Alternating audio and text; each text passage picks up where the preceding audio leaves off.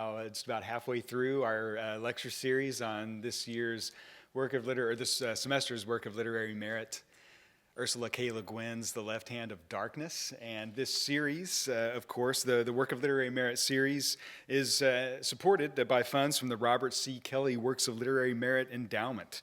And the English department certainly wishes to send out a big thanks to the Kelly family for their ongoing support of this Work of Literary Merit program. Today's speaker is Lauren Nahas, one of our faculty members here at SRJC. Lauren has taught English at SRJC for the past 3 years, and she also teaches at Contra Costa College and at Sonoma State University. She received her PhD in English from the University of Texas at Austin in 2012, and her previous scholarship on science fiction has focused on environmentalist themes in dystopian novels. So please, if you will, help me to welcome Lauren to our lecture series.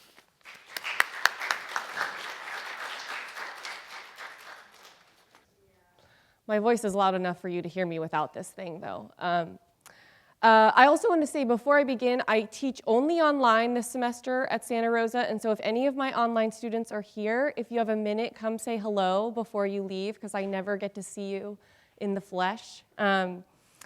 And all right, so we're going to begin with a little bit of audience participation. I want you to help me do a close reading of a passage from The Left Hand of Darkness, which clearly reflects the Daoist themes in the novel. And close reading, for those of you who are unfamiliar with it, is sort of a basic practice in literary analysis. It's for literary scholars, it's considered sort of an essential tool in our toolbox.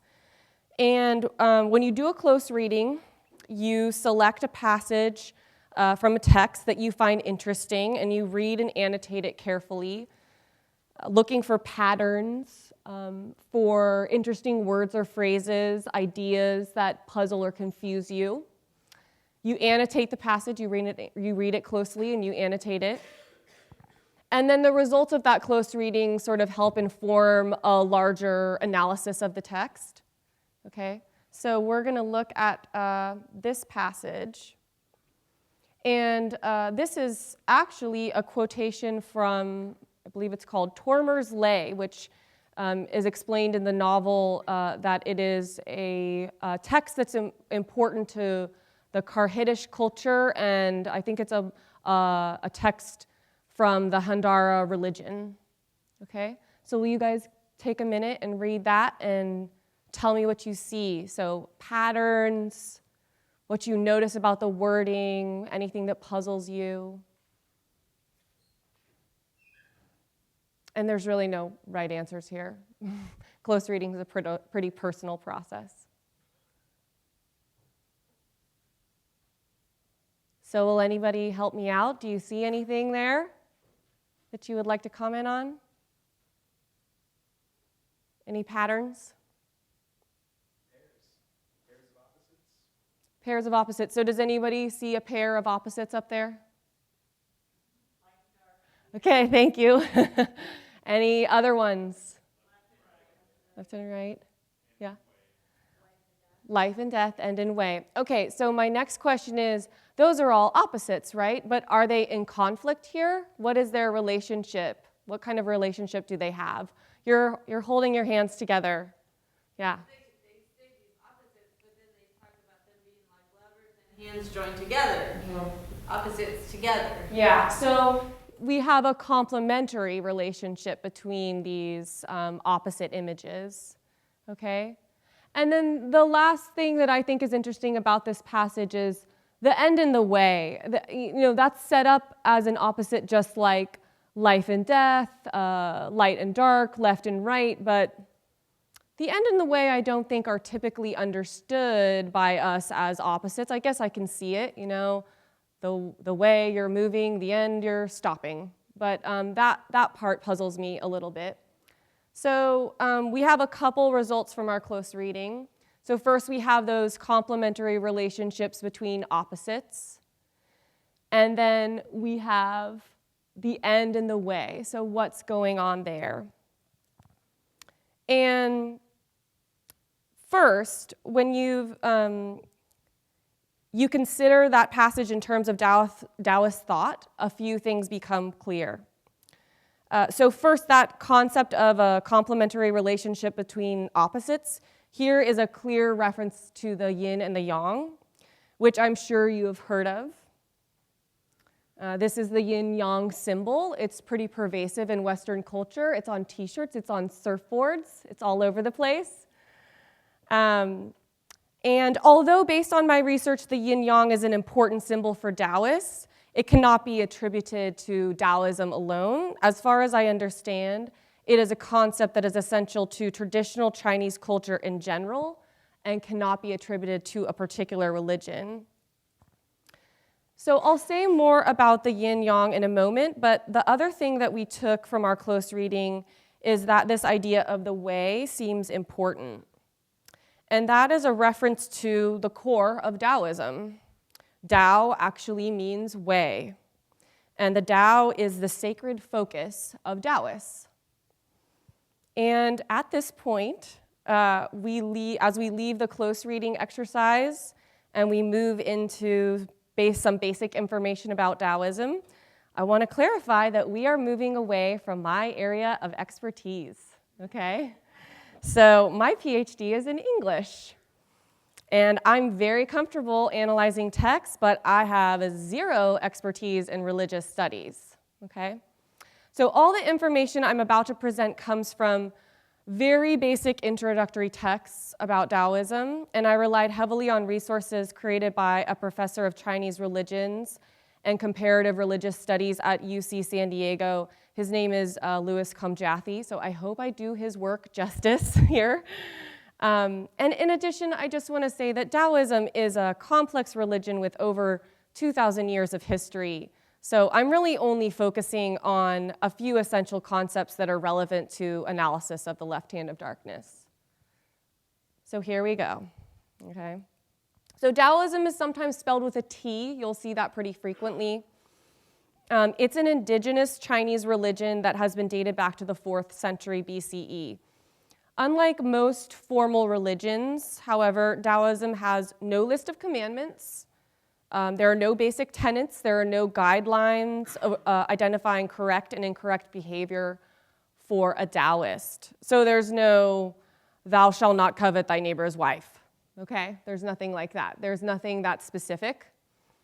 Although it's very clear in Taoism that you're supposed to live your life in a way that does not harm others, right? Taoism has no sacred religious leader. There's no Jesus figure. There's no Muhammad figure.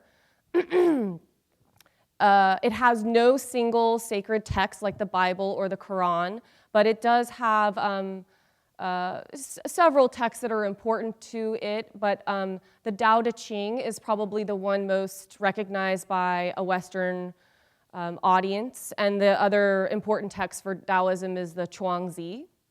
Okay, and again, Taoism means way, and the pursuit of and concern with the Tao is the focus of Taoism. A Taoist is focused on living life according to the Tao or in harmony with the Tao. And I read a lot of explanations of the Tao, and the problem is that two of the Tao's major characteristics are that it is unknowable and indescribable. So this is a pretty tough task that I have here today, so I'm going to do my best. And this is what I came up with. It means, it is a source. It is the source of all life, okay? It's an unnameable mystery. It's unknowable. And it's an all-pervading sacred presence. It is everywhere and nowhere. And because of these characteristics of Taoism, of the Tao, Taoism emphasizes that the source of all life spontaneously moves from nothing to something. Or as it says in the Tao Te Ching, the Tao generates the one generates the two generate the three, and the three generate the 10,000 things, or all of perceivable and unperceivable creation, I suppose. And for me, that seems roughly similar to the creation story in Genesis that I'm sure maybe some of you are familiar with, where God is just there, right? He's just already there. And he says, let there be light, and there is light.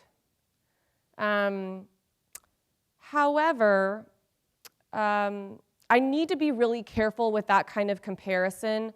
The Tao is not a god, okay? And it is not it's not active or intentional in the way that those of us coming from a Western Christian tradition think of the Abrahamic God, okay? He's not like meddling. The Tao would never meddle in anyone's life and be involved in the ins and outs of their daily life, okay? But it does, when I think about a quotation like this, it does help me to make that sort of comparison to help me understand what the Tao is exactly. Okay. And so before we begin a deeper discussion of the ways the novel reflects Taoist concepts and values, I think we should stop and consider Le Guin's relationship to Taoism. And to get some sense of the role of Taoism in Le Guin's life, it's important to note that she published her own translation of the Tao Te Ching, which I think in and of itself illustrates how important Taoism is to her. But I also want to relate a story that she tells in the introduction to her translation of the Tao Te Ching. So she explains that as a young girl, she one day found her father marking passages in an 1898 edition of the Tao Te Ching. She says that's the first time she sort of became aware of the Tao Te Ching. And she asked him what he was doing, and he was marking passages that he would like read at his funeral. And she goes on to explain that they did read them at his funeral, and that she has since then marked passages in the same edition that she would like read at her funeral. And she noted, I was, a quote, "I was so lucky to discover the Tao Te Ching so young, so that I could live with this book my whole life long." And I need to say that there's obviously no way to understand what role Taoism plays in her life because we are not her. However, that story illustrates that Taoism, if it's not her religion, is at least a set of principles that has guided her life. And clearly, I think the Tao Te Ching serves a similar role in her family as the Bible might in a Christian family.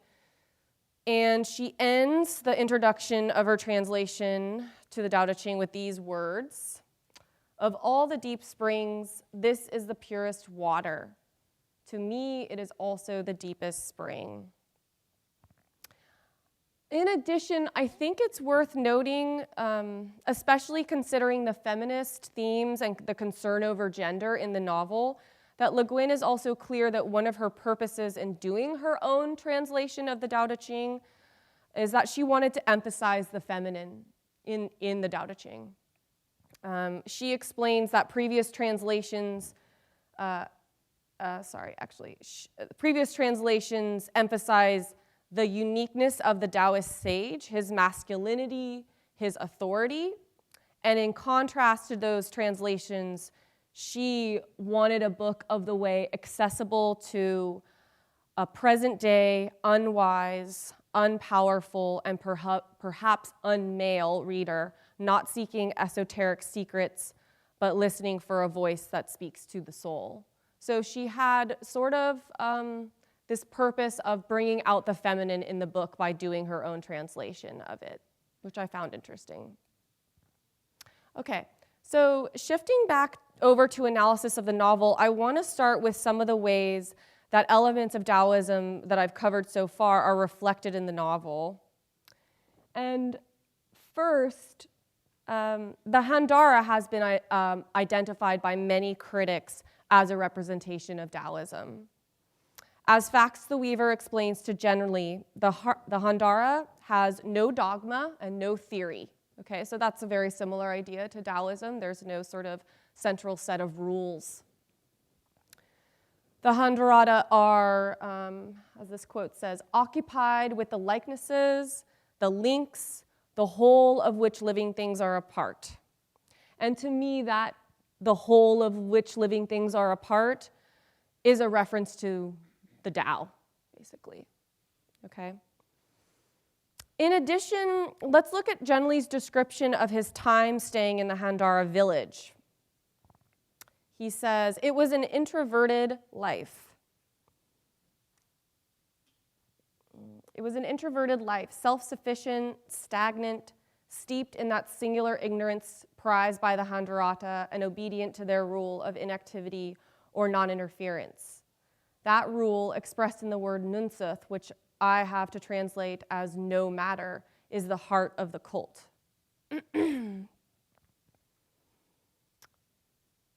And nunsuth is a clear reference to the Taoist emphasis on non-knowing, non-contention, desirelessness, and contentment.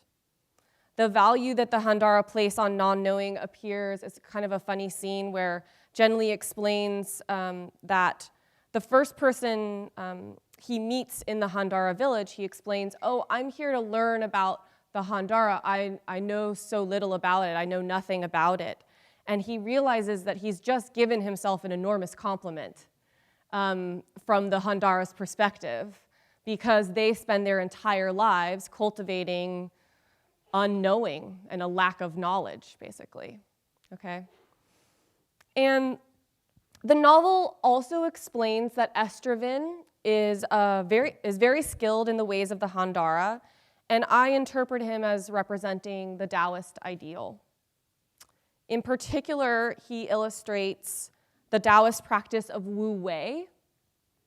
Wu Wei means non-action, and it's a key value of Taoism.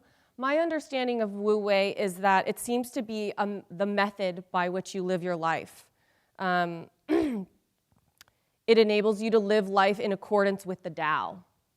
Wu Wei is responding intuitively to circumstances or events, doing no more and no less than what is required, and without being moved by personal desire, interest, or advantage. When you're practicing Wu Wei, you're acting spontaneously and in accordance with your true nature. And there are many examples in the book of where Estraven exhibits qualities that are valued by Taoists. But I think it becomes clearest as he prepares to make the journey over the ice with Genli towards the end of the novel. And I found that Genli's description of Estraven's ability to react appropriately to the situation was very similar to many of the actual definitions of Wu Wei that I had been reading to prepare for the talk. And here's the quote. It says, I never knew a person who reacted so wholly and so rapidly to a changed situation as Estraven. He was never rash or hurried, but he was always ready. It was the secret, no doubt, of the extraordinary political career he threw away for my sake. It was also the explanation of his belief in me and devotion to my missions. When I came, he was ready. And there I think Genli's referring to, when he came on his ship from outer space to the planet, Estraven was ready. Estraven was the one who was able to react appropriately and see the big picture of Genli's presence on Gethin. And he continues, once he told me that, being so slow thinking, he had to guide his acts by a general intuition of which way his luck was running, and that this intuition rarely failed him. And I really like this quote in particular because I think that Le Guin is, when she refers to intuition here, she is referring to the practice of Wu Wei, and that is very interesting to me in terms of the feminist themes of the novel, in that we often think of intuition as feminine intuition, right? So Estraven is this person who illustrates this great skill. It's really the key to why he is such an amazing person, is that he is able to react quickly, practice Wu Wei, and he just goes with his feminine intuition, basically. And so now I want to return to the yin and the yang, which we saw represented in our close reading. And as I said before, although yin and yang are part of Taoism, they are really important aspects of traditional Chinese culture in general. And so they're not unique to Taoism. Yin and yang literally mean a dark side and sunny side of the hill. They represent the harmonious interaction of all pairs of opposites in the universe. And Taoists understand the yin and yang as coming from the Tao. To return to that quote from the Tao Te Ching that I referenced earlier, the Tao generates the one generates the two generates the three generates the 10,000 things. The yin and the yang are the two things that come from the Tao, and then they separate into the 10,000 things that all creation is made of. At least that's my understanding of how yin and yang fits in with this Taoist understanding of the universe. And yin represents female, shadow, soft, hidden, negative, and passive. Yang represents male, light, hard, open, positive, active. And I should say that there is a lot of dispute about what I should put up here in the list of adjectives that are associated with the yin and the yang. I'm sure someone disagrees with me, but there are a lot of these sort of adjectives that are associated with the yin and the yang. And these two forces are in constant struggle within everything. There is a constant vacillation between them. When they reach harmony, the energy of life is created. And so in my understanding, a Taoist worldview is based on this interplay between yin and yang.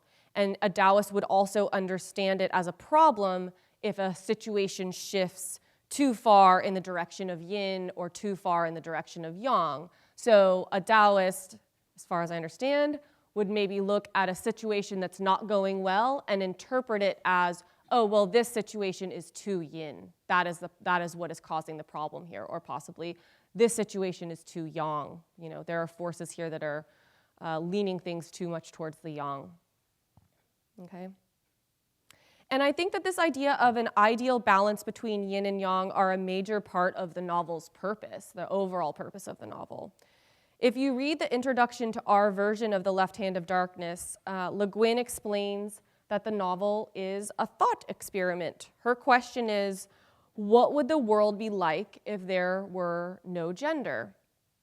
She produced the androgen as part of that thought experiment, but because the androgen brings together the yin and the yang, the result is a decidedly Taoist thought experiment, in my view. The androgen can be interpreted not just as allowing us to consider a sexless society, but as a symbol of the Taoist idea of harmony among opposites, or the yin and the yang. However, Le Guin has made it clear that she was not imagining that this kind of society would be a utopia. She says that an androgynous society would certainly still have problems. However, they would be different problems than the one we have, which Le Guin identifies as exploitation. Exploitation of the women, of the weak, of the earth. Our curse is alienation, the separation of yin from yang, the moralization of yang as good, of yin as bad. Instead of a search for balance and integration, there is a struggle for dominance. Divisions are insisted upon, interdependence is denied. The dualism of value that destroys us, the dualism of superior, inferior, ruler, ruled, owner, owned, used, might give way to what seems to me from here a much healthier, sounder, more promising modality of integration and integrity. And this quote is from an essay that she wrote sometime after The Left Hand of Darkness was published. It's called Is Gender Necessary? And she's reflecting on what she was trying to do in The Left Hand of Darkness in that essay. If you guys are working on, essays about the book, it might be an interesting read for you. She goes on to explain that she was looking for balance in the novel. The driving linearity of the male pushing toward the limit the logicality that admits no boundary, and the circularity of the female, the valuing of patience, ripeness, practicality, livableness. So in the novel, she's trying to create a society with that ideal balance. And again, I think that balance is represented in Estravin, and as I said before, he can be interpreted as the ideal Taoist, a master of the art of Wu Wei, and a perfect balance of yin and yang. And finally, I'd just like to pull back a little bit and consider the overall organization of the novel in terms of yin and yang. So basically, the first part of the novel is set in Karhide, which has been interpreted as representing yin.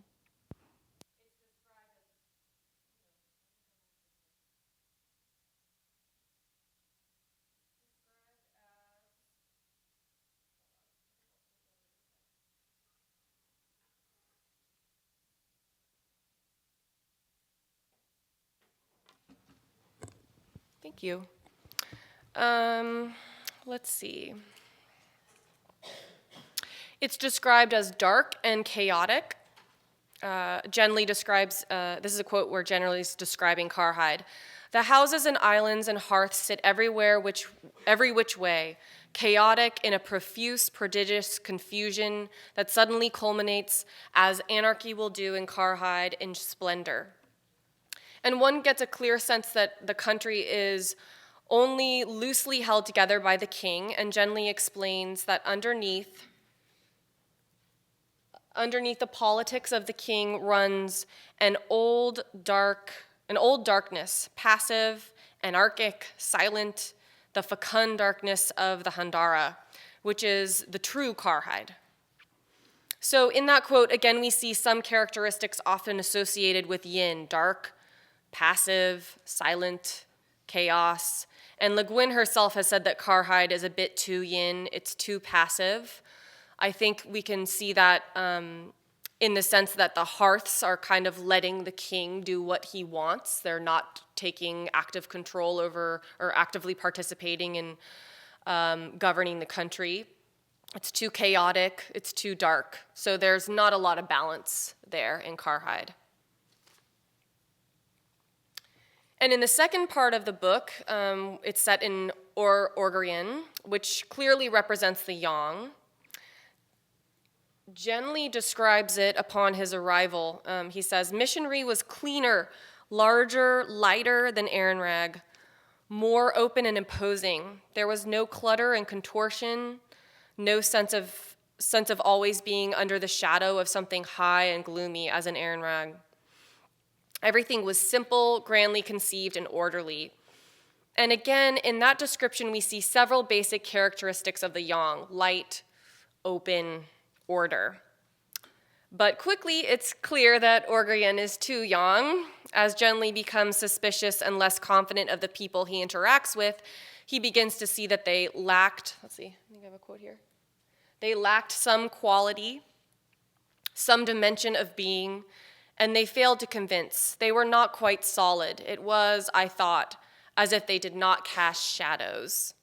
So here Orgrian is too light, and the solidity of the buildings and the highly organized government conceal a sinister, unreal quality.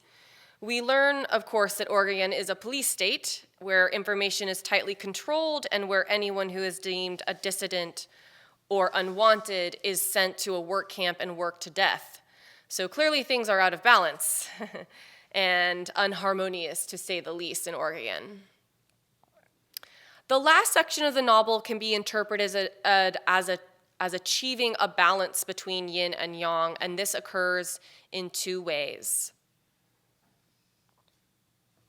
So first, the third section represents a union of yin and yang because it is in this section that it becomes clear that Gethin will join the Ekumen, or at least we think it will, right? It hasn't completely happened. And the Ekumen seems to represent a Daoist political model, if such a thing could exist. As Genli describes it, the Ekumen is not essentially a government at all. It is an attempt to reunify the mystical with the political. It functions through coordination, not by rule. It does not enforce laws. Decisions are reached by counsel and consent, not by consensus or command. And so in joining the Ekumen, at least potentially, the yin and yang of Karhide and Orgyen will come closer to a balance and to a more harmonious relationship with each other. But also, the third section of the book is where Zhenli, who is clearly a yang-oriented person throughout most of the novel, he begins to understand the importance of balance between yin and yang. And just to back up a bit, maybe you noticed that throughout the novel, various aspects of the Gathenians make Zhenli uncomfortable, and he often finds their feminine characteristics annoying or confusing. He has a slightly mocking tone when he perceives feminine characteristics or traits in Estraven or other people he meets. And Le Guin herself describes him as conventional and rather stuffy, so he's not a particularly open-minded guy for the majority of the novel. But in the third section, after Estraven has rescued him from the work camp, Zhenli not only realizes that he has been misinterpreting and misunderstanding Estraven all along, but that he has not been accepting of Estraven's androgyny. Zhenli explains, "And I saw then again, and for good, what I had always been afraid to see and had pretended not to see in him, that he was a woman as well as a man. What I was left with was, at last, acceptance of him as he was. Until then, I had rejected him, refused him his own reality." And what I think Zhenli is saying here is that until this point, he had been trying to identify and separate Estraven's female and male characteristics. And it's important that as Zhenli accepts that Estraven is both man and woman, yin and yang, this is also when their relationship becomes harmonious and balanced, one of mutual respect and understanding. So it's as if in their relationship they achieve some sort of balance in terms of yin and yang as well. And Zhenli's enlightenment brings us back to the quote that we started with. When Estraven and Zhenli are on the ice and they experience several days of blinding, disorient whiteout where there are no shadows, Zhenli sees the equal value of yin and yang, the light and the dark. I don't know if you remember that section, but they're out on the ice and they can't go anywhere. They can't walk. They actually feel physically ill because there's no shadows. It's only light around them. And Estraven explains that fear, darkness, and shadow are all useful. He says, quote, "Daylight's not enough. We need shadows in order to walk." Zhenli then draws the yin-yang symbol in Estraven's journal and explains it to Estraven in a moment of realization for Zhenli. He says, quote, "It is yin and yang. Light is the left hand of darkness. How did it go? Light, dark, fear, courage, cold, warmth, female, male. It is yourself, Therum, both and one, a shadow on snow." And so my takeaway from the novel is that all of these things are not only in this fictitious alien race. They are in all of us. Or as Le Guin says in the introduction to the novel, "I'm not predicting that in a millennium or so we will all be androgynous or announcing that I think we damn well ought to be androgynous. I'm merely observing in the peculiar, devious, and thought-experimental manner proper to science fiction that if you look at us in certain odd times of day, in certain weathers, we already are. But what I think Le Guin means here is not only that we are all both male and female, but we are also both yin and yang, and thus we are the Tao, which Taoists believe is present in everyone and everything. So what a basic understanding of Taoist thought does for me is it reveals a completely different layer of the novel. once I understand these concepts of the Tao, Wu Wei, Yin Yang, it opened up a completely different way of seeing the novel and the world it depicts. Thank you.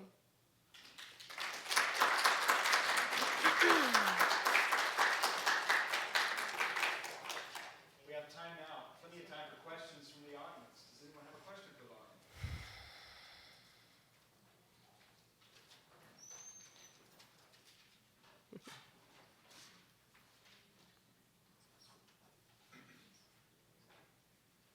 Well, I'll jump in. Yeah. Go for it. So, one feature of the novel that struck me is that it comes across as partly an anthropological study. As you know, my father was a noted anthropologist, and there's all the sort of ethnography, the folk tales from various places on Vietnam. And I'm really interested in that. So I wonder if you have any thoughts on how that relates to your insights into Taoism in the novel, that is sort of anthropological quality. So he's asking if I have any insights about how Taoism relates to the anthropological aspects of the novel. That Le Guin's parents were both anthropologists, and we have she gives us a very complete picture of this culture because we get myths and all these different kinds of stories, and there's a lot of interest in the environment as well.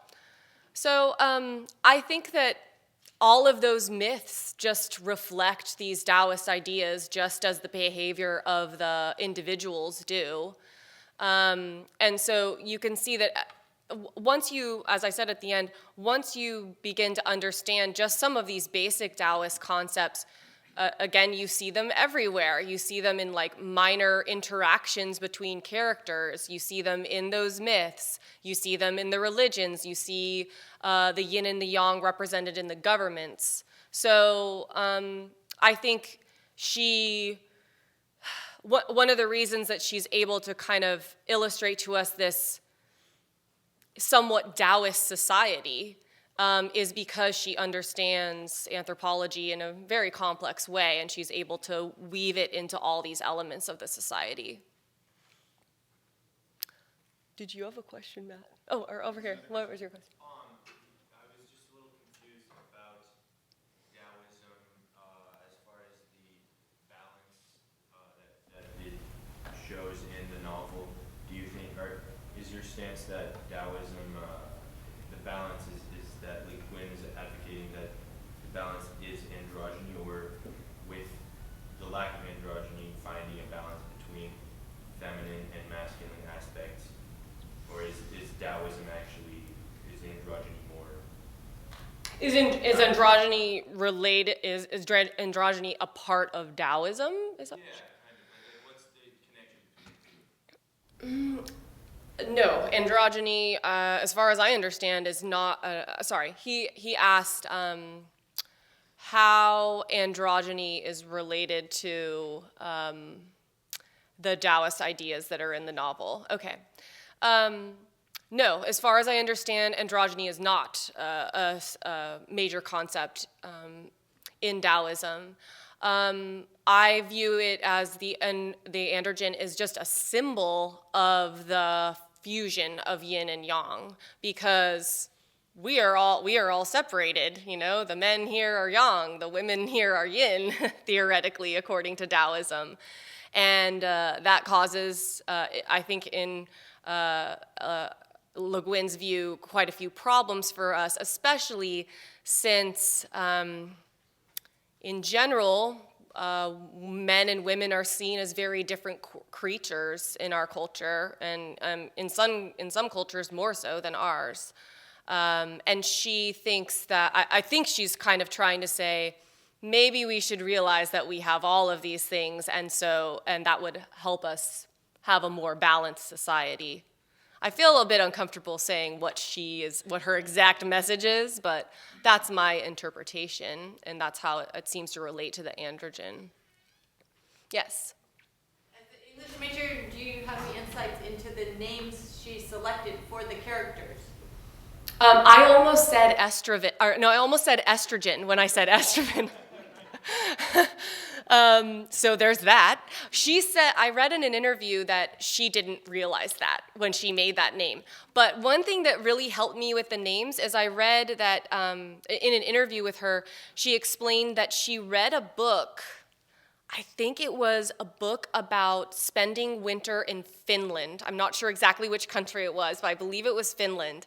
And I feel like those names, after learning that, those names feel very Nordic to me, you know, very, I don't know, they feel related to that. So I think that's maybe where the names are coming from. But she says she didn't have any conscious influence on the names. She said she thinks they're beautiful and they're just sort of fun, and I think they're beautiful too, but they definitely throw many readers, I think. Anybody else? Yeah. Considering the Taoist thought of unknowing and how it connects with the Hadrata, I was wondering if Taoism didn't believe in wise men as like Westerners do, like, the wise man that comes from the East or whatever, because in the novel it seemed like the Hadrata, even though they said they didn't know anything, they seemed like the wisest people around on the planet.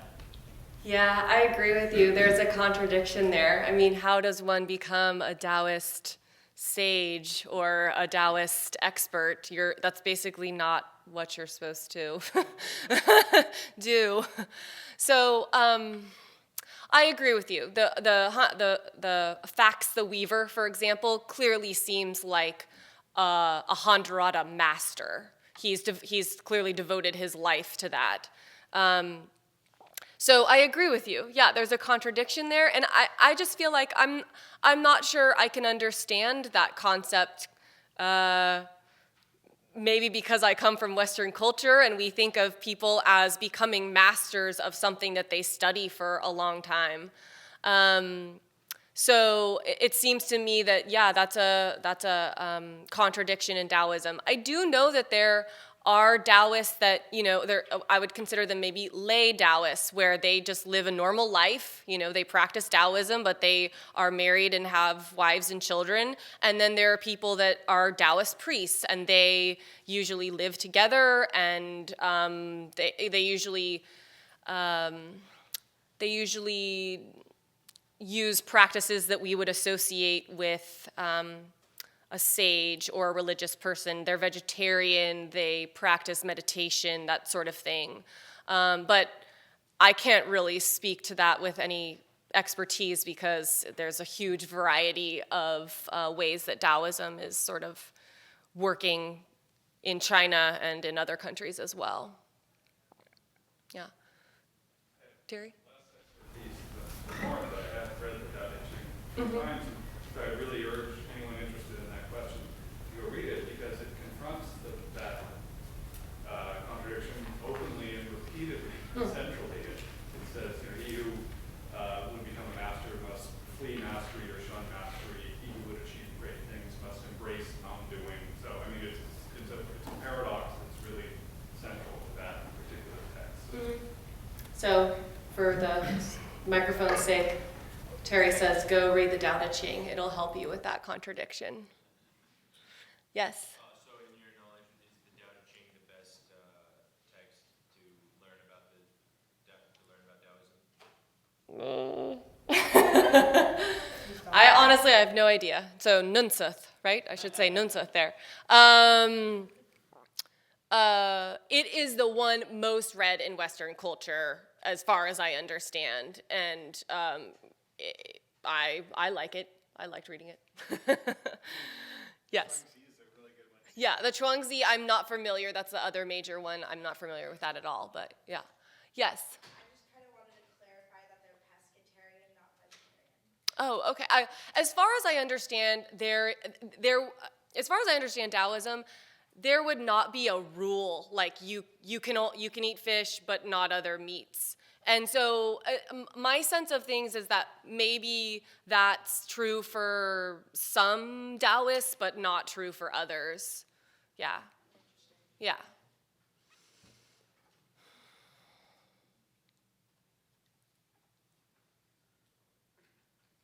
Any other questions? Okay. Okay, so the novel was written based on androgynous beliefs, both sex, and she said, Ursula said she didn't write it to create a utopia. She said it would have its own problems. By the research or what you read or came across, do you know what problems would occur if this world was androgynous? So he's asking, Ursula said, I wouldn't imagine that an androgynous society would be a utopia. And so he's asking what sort of problems would they have? Well, we can see some of their problems in the novel, We see that even though we have the unification of yin and yang in these humans, right? Because they're androgynous. We also have serious problems in Oregon, I would argue. Things are not going well there. And although there have been no wars, people are murdered. There are some ugly things seem to be going on in those myths as well that didn't seem like people were behaving very nicely towards each other. So I think that what she likes about the androgen is that there's no way to have the sort of power relationship that we've seen quite a bit throughout history between men and women, where men are dominant and women are submissive throughout most of human history. So she's trying to figure out a way that maybe would resolve that, but it wouldn't be a perfect society. There would be all sorts of problems.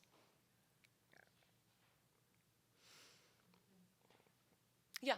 Not so much a question as any comments you have about the way the beings were.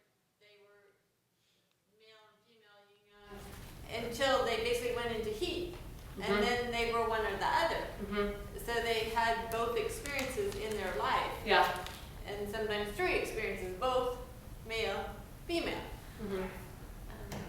Whole different concept of, it's not just androgynous. Yeah, so she's commenting that it's interesting that these people got the person. Anyone could be pregnant, for example, and have a child, bear a child. Anyone could be sort of the mother and the father. I don't know if they really went with those classifications, though. You are just a parent to a child. Interestingly, she says that she regrets that she didn't really think about homosexual situations. She said in one interview that there's really no reason why that wouldn't be a possibility as well, but she just wasn't really thinking about that at the time. It was 1968 when she wrote this, so it was a different time in terms of those issues as well.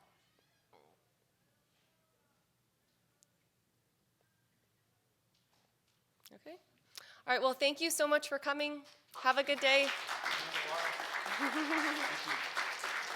Before you go, I just want to remind you that we have two more events coming up next week. On Monday at 12 here in Newman Auditorium, we have a lecture by Ann Leonard on gender, language, and identity in the left hand of darkness. And on Tuesday next week from 3:30 to 4:30 here in Newman Auditorium again, we'll have another talk by Pranur Osburensi, she'll be speaking.